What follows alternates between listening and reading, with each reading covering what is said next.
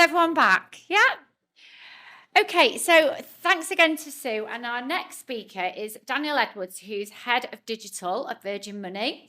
I think this flows on really nicely from what Sue said, because now you have been at Virgin Money, you came 2013 as e-commerce manager, have worked your way up to head of design, but you also head at Virgin Money's user research subsection, helping SMEs and owners understand customer research and how to identify their target audience to scale their operation and attract new customers, which obviously Sue touched on at the beginning. So that's great that this follows on.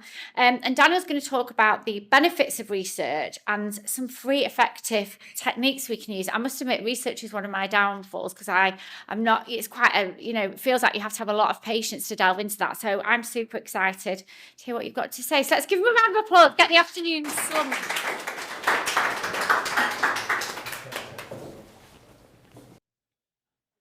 So, hello everyone, I'm Dan. I'm the head of digital design at Virgin Money.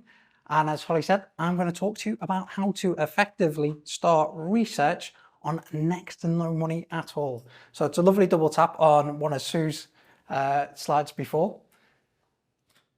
Even if you're not setting up a business, I'm hopefully going to teach you some techniques that you can use all the time. So research is about having good, effective conversations with your potential customers. Now, the value of research is that it's going to help you identify if your idea, your product is feasible. It's going to help you understand if it's desirable, and it's going to help you understand if it's viable. Now, the two that we really want to look at are desirable and viable when it comes to research. So you're not going to buy your own product, right? Customers are going to have to buy it. So you need to make sure that that product or idea is going to really solve a user need. And viable, well, you're not doing it not to make money. You've got to do it to make money. And we'll find out through research if you can make money or not. Really important as well, that final point, it's going to help you get over yourself. Now, Sue, you mentioned before about how if you speak to friends and family, they're generally going to give you superb kind of feedback. They want to encourage you, and that's brilliant. But you're not selling to just friends and family. You need to stretch out a little bit. Somebody is going to tell you through the course of research that your idea is rubbish, that your baby is ugly, and you're going to have to get used to that really fast because you're going to go, oh my God. And so you're going to have a crisis of confidence, and it takes real resilience to take this feedback on board and reshape your product so it really meets with user need. So do they want this? Yeah, research is going to tell us this. And should we do it? Absolutely, it's going to inform it. Now, here's some examples of where companies didn't do their research and it went down terribly. Can you remember, well, you might not, you have to be quite old to remember this, but Colgate once launched a whole line of ready meals. Who the hell is going to buy that? Colgate had such a strong association with dentistry and tooth care, and they thought, no, we're going to launch some beef lasagna. Mad-ass Pepsi AM. But even big companies are not immune to this. So Apple launched something called the Apple Newton way back in the early 90s. Now they took the tech and it moved it into the iPhone later on. But the Apple Newton nearly bankrupted the company because they didn't have the conviction to stop developing that product at the time. Some person called John Scully, who was the CEO at the time, said, no, this is so good, I'm going to keep moving the company forward. Having the conviction to understand what research is telling you and stop and pivot is huge. Don't be blinded by the fact that it's your idea and you think it's going to work. If customers are telling you it's not, then it's not going to work. Move on to something else. Google, very famously with Google Glass. Yeah, I mean, Apple have just come out with something that looks a little bit similar, but Google Glass, users told them they didn't want to know, and Google eventually moved on. So even big companies fall foul of developing products that customers might not like. So, two types of research you're really going to come up against, and you hear this over and over again. There's qualitative research, which is about thinking and feeling. Now that's real depth. You're going to talk to your customers. You're going to find out what makes them tick. It's insightful. They're going to give you first-person observations. How you do this? Well, you can do it through a few different ways. Focus groups, generally pretty bad. We advise at Virgin Money, don't do focus groups. When you have a lot of people in a room like this and you're getting a lot of feedback, the room can be led by one or two voices. It takes a little bit of skill to work a focus group. What we prefer to do is do one-to-one in-depth interviews. And that's where we'll sit down with somebody. It can be anywhere, it can be at a coffee shop, it can be at a train station, and we'll talk to them about a particular product. Now, we have generally things like something tangible. And as we go through this, I'll show you how you can do research without something tangible. We do observation, we do case studies, so watching how people use things, that's really important. Somebody will tell you that something is great, somebody will tell you it's so easy to use, but we can be watching people and we see that they're struggling. So observation is huge, and even if you're talking about an idea, have a look at body language, how people are thinking about something. That's going to give you such a good kind of read. Biggest strength is the richness of insight it's going to give you. The other method is quantitative, and that's all about measuring and counting. That's data-led. So this is where you collect and analyze numerical data, and you're going to uncover patterns and trends. Now think surveys for this. Now, the brilliant advantage of quant is that you can go big and you can go far and you can go fast. However, it's going to give you loads of data. You've got to be able to understand how to interpret it. This is great if you've got something like a product or something that's kind of mid to late stage in terms of development. It's great if you've already got a business, right? And you want to get the newer insights of what next, what new, what now. Quant's where you go. We do a lot of A/B testing. We do a lot of experiments. At Virgin Money, we use both these techniques, but we love qual. We love getting insight directly from a person. That's what we're going to go through here a little bit. So, bootstrapping research, what does that mean? Well, bootstrapping is about starting something with minimal time, resource and cost. Now, super easy to do a little bit of qual with only a bit of time investment. First thing you've got to do though, is you've got to define some goals. What do you want to find out from people? Do you want to find out if your idea is credible? Do you want to find out how much people might want to pay for what you're proposing? Do you want to find out what kind of market you should be in?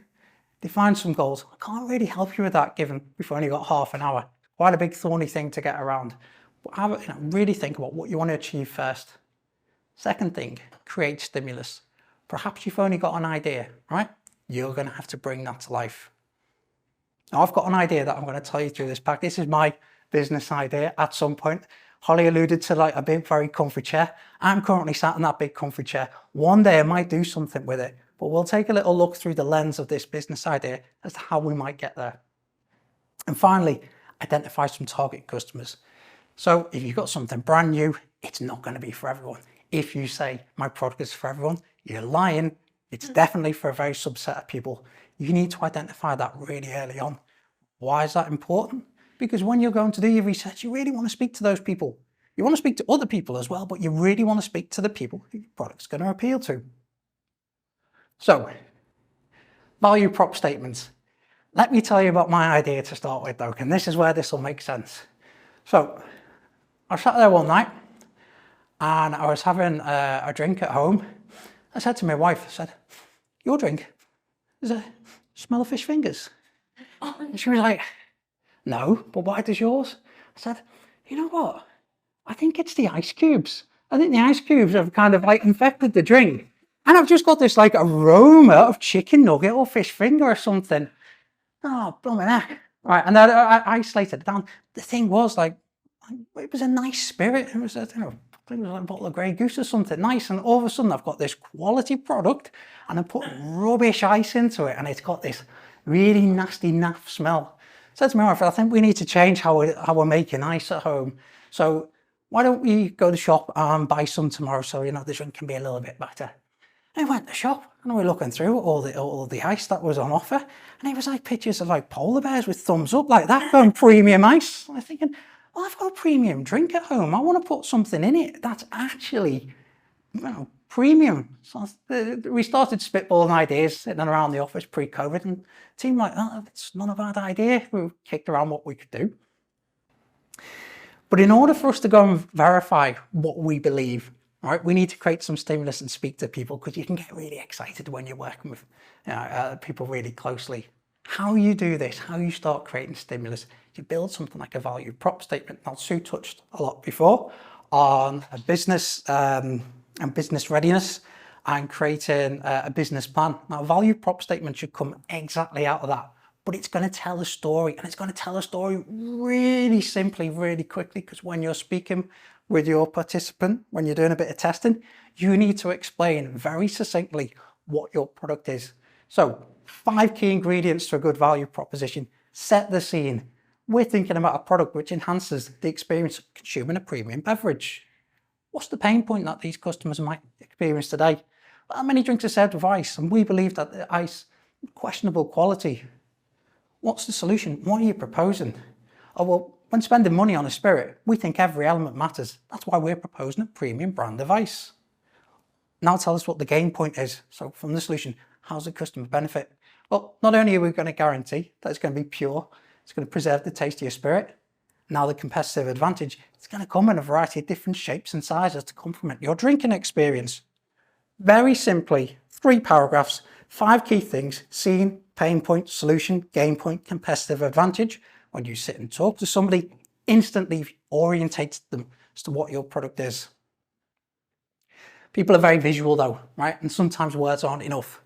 So you're going to have to create some visuals. Now, because I monkey around a lot, I've got, love my job as like head of digital design. I'm often called head of crayons. I'll sit there, draw things. Well, I've been using something called Midjourney lately. So this is like AI. I fed some prompts into AI and said, imagine this. And it's given me something that looks sort of like it, but this is fine. You don't need an accurate representation of what it is. You want stimulus so people go, so it might look like that. And you can push it really far.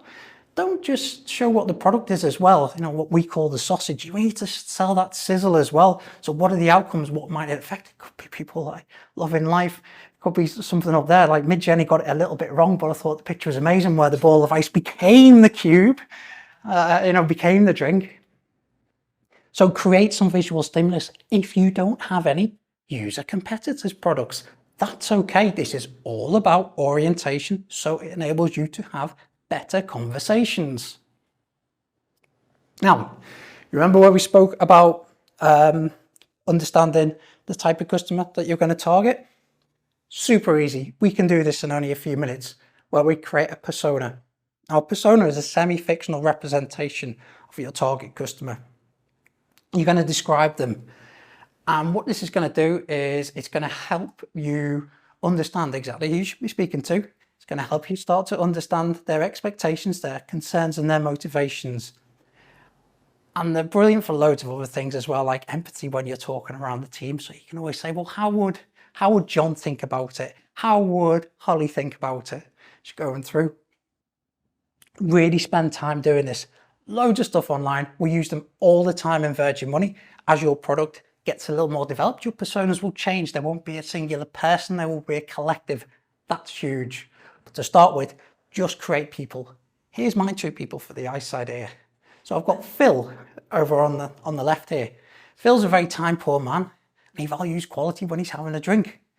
I've given him a face to a name. I've given him a little bit of background. He's married. He's 46 years old. He's a father of 2, and he likes to relax because he's very busy for a weekend with an alcoholic drink. He's the kind of man who likes quality over quantity, and he enjoys a premium spirit from an expensive tumbler. He regularly buys shop-bought ice in his drink, which he stores in his freezer. That's it. That's as simple as a persona needs to be. Just bring one of your audience to life. Second person here, Jade. A little bit different.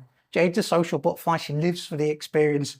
Jade's single, 26 years old, working in advertising. She loves sharing her life openly on social media, and she likes to look the part. So she loves designer labels, eating out in high-end restaurants, and she doesn't drink to excess, but the fancier the drink, the better. Jade could be brilliant for this idea because Jade might share it on social media. She likes things to look great. So I've got 2 very different audiences here. What I need to do now is I need to test my assumptions. This is where I start going into doing some interviews. Easiest thing that you could go and do. An interview can happen anywhere. Don't speak to your friends and family. Try and have like at least 1 person removed, but you do want to speak to people who are close to you. So ask friends for their friends. If you're in groups, ask if somebody would like to get involved with you in that way. You don't need to sweat about like going to find the right people. Just speak to people who are available to you. Now, there's certain things that you need to do in order to have a really successful interview. to be honest, these are just conversation techniques. And I hope that even if you're not going to start a business up and you're going to stay sat in that lovely big comfy chair, you can use some of these techniques to just have better conversations with people in every setting. There's some networking going on tonight between 5 and 7. See if you can use some of these techniques there. Now, you need to listen actively. So active listening, crucial to listen to what your participant is saying. It's going to build rapport and it's going to lead to more in-depth responses. You want to stay neutral. This isn't a pitch. When you're working with these participants, your role is to gather their insights. You are not selling that product to them, right? So just set it up, stay neutral, and just keep delving in to get those insights. Remain positive at all times, right? The more natural and inquisitive you are, the better the insight. The person feels validated, they feel listened to. Definitely make notes, right? Because you're going to refer back to them at all times. However, if you are going to take notes or make recordings, do be ethical. Tell the person that you're going to do that. And if they say no, cancel the interview, because it's really important to remain ethical. Things like this. And make sure you let your participants speak for about 80% of the time, right? Keep interviews to about 20, 30 minutes. Sometimes they can go on a bit longer. Sometimes they can be a little bit shorter. But in terms of like possession stats of a conversation, very firmly with your participant. It's their insight we're interested in. Here's the techniques that we use at Virgin Money in our call interviews. The techniques we'll be able to show you a little bit about. First one, mirroring. Use mirroring to go a little bit deeper. What is mirroring?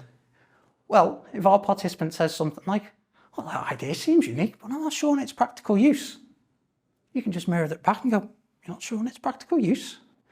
And you've already set up a question for them to go a little bit further. You go, yeah, I mean, it looks great, but how's it going to enhance my beverage besides looking good? Enhance your beverage besides looking good. And all the time, you see, you're being really positive, very inquisitive. You say it back to them and it's going to elicit a further response. And right at the end, they'll go, well, maybe it could be flavored or could have a health benefit, like infused with vitamins or something. That'd appeal to me. It's based on a real conversation, this. I'd never thought of that. And I've got something there that I could move on to because I allowed the participant just to go a little bit further to explore. Mirroring, great. I've used this with family members as well, right? In conversation, the best I've ever got up to is 15 without them twigging what I was doing. Great kind of companion to labeling, to mirroring is labeling. We use labeling to validate feelings. So remember, your participant is never wrong when you're doing research. So what does labeling sound like? Well, it sounds like this. It looks jazzy and all, but it seems a little bit unnecessary. Sounds like you feel it's a bit excessive. So I've labelled it and I've acknowledged their emotion. Yeah, I mean, it's just ice, right? So you see, it's just a basic need. Exactly. Simpler the better. That's actually a negative conversation. But I'm made up when we get negative conversations like this and use the research. Because I can go, well, no, it's not for everybody. And I know it's not for the likes of this chap here. So I can really start doubling down on a particular type of audience. Remember, research, you're going to get loads of people who give you 5-star, loads of people who give you 1-star. The people you want to speak to are the people who are like 2-star, 3-star, 4-star. They're the ones who are really thinking about something and analysing. That's who you want to go deeper with. Labeling, brilliant. You can get to results like this. Being very patient and using silence as well, all right? This is brand new to somebody. You've just met them 15 minutes ago, possibly. And you're asking them to compute a lot in real time. So what you've got to do is give them the time and the space to think about something. Like this person here, well, I guess they're pretty. I can sense this person is still thinking about something. I'll use a bit of silence and go on. And it's giving them time to process. Well, they might be fun for a special occasion or something, not for everyday use. Great, now I can move on. Tell me more about that. And asking open-ended questions. What's that? So, open-ended question, well, that sounds really cool. They could make drink times a little more fun. How do you think the cubes can enhance your drink times? Sounds a little bit like mirroring, but it's not. I've asked a slightly different question and I've left it very open-ended.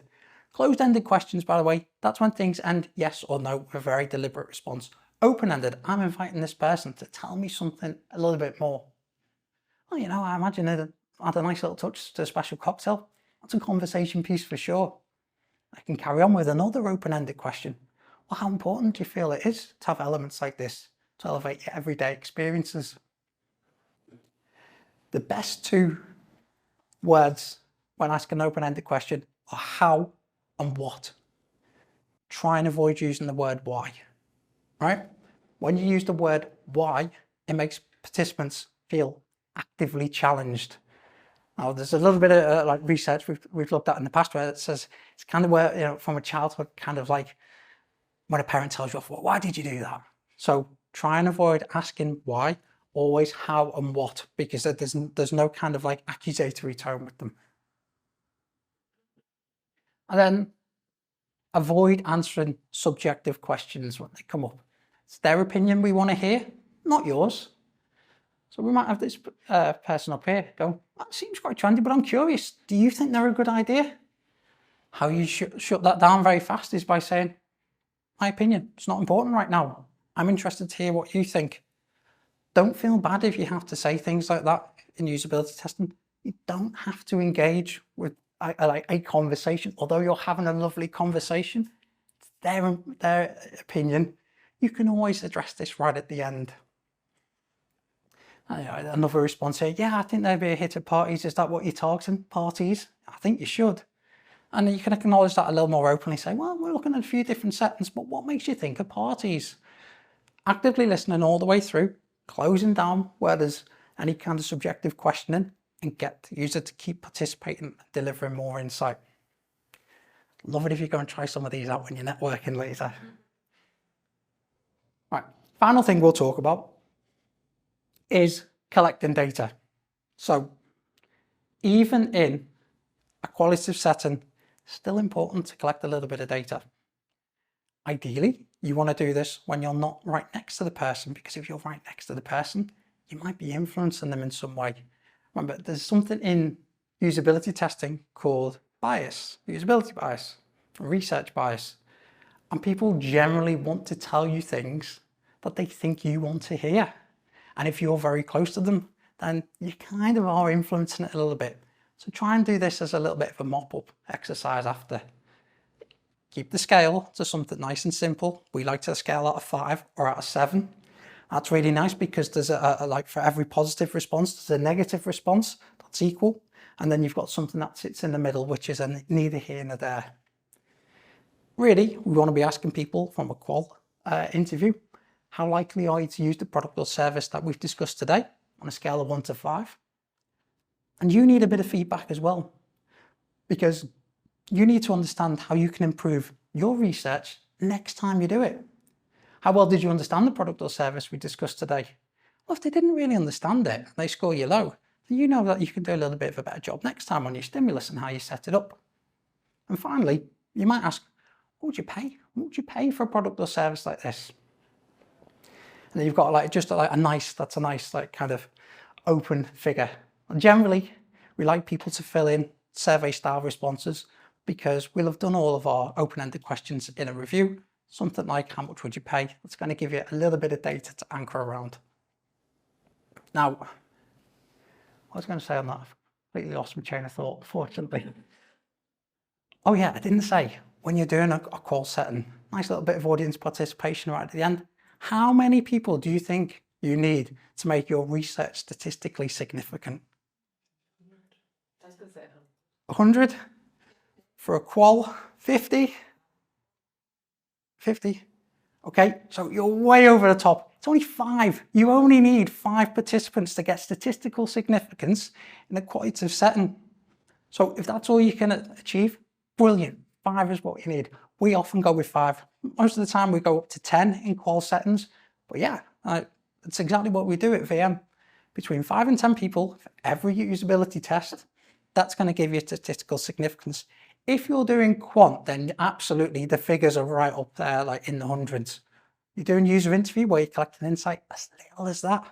So as I say, you can do it on a shoestring, very little time, very little effort. Now I'm going to be sticking around a little bit, and I realize sometimes I talk a little bit too fast and I go through things at quite a clip. So I'm going to be around till about 6:30, 7 o'clock tonight. And if you want to have a little chat about something, you say, oh, I'd like to, double tap on that, go a little bit deeper. Can you tell me a little bit more? Just ask, and I'll happily talk to you about a little bit more about research. That's it.